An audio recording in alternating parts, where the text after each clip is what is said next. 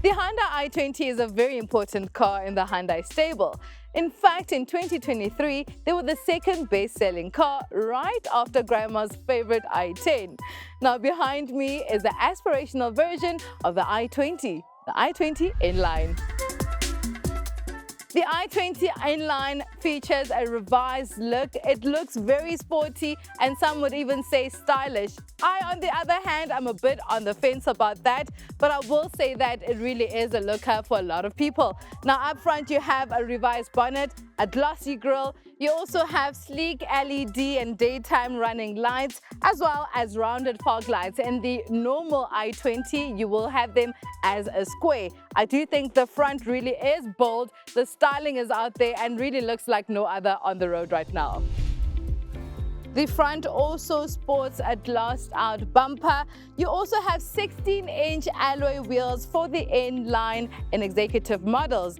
The i20N comes in various colors, but the white as well as the blue are reserved for the N-line, and they come with the black roof. That's how you differentiate between the two if you can't see the N-line badging.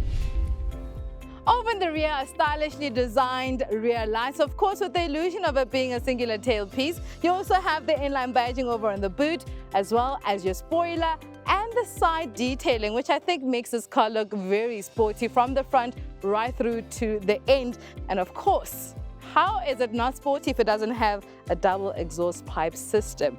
Makes me want to get inside already.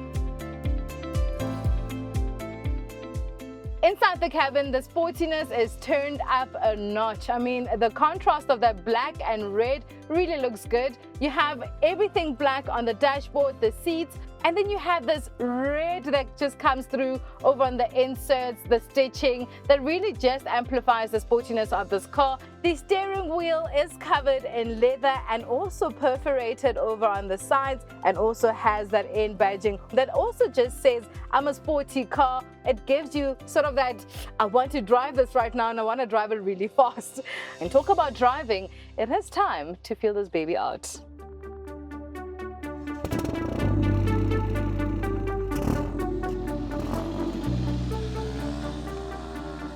So one thing I love about the i20 Inline is that it does give you that extra sportiness that you otherwise wouldn't get from the standard i20. It's just the feel of the car inside, the feel of the drive. I mean, it has such nice exhaust noises, which I actually did not expect. I mean, it caught me by surprise at how nice they sound. So that's one of the things that really got me excited to be in this car. I mean, you can really feel it coming through as you drive in the car as well on acceleration. Honestly, it really is quite nice to drive. But on top of that, this is a comfortable car.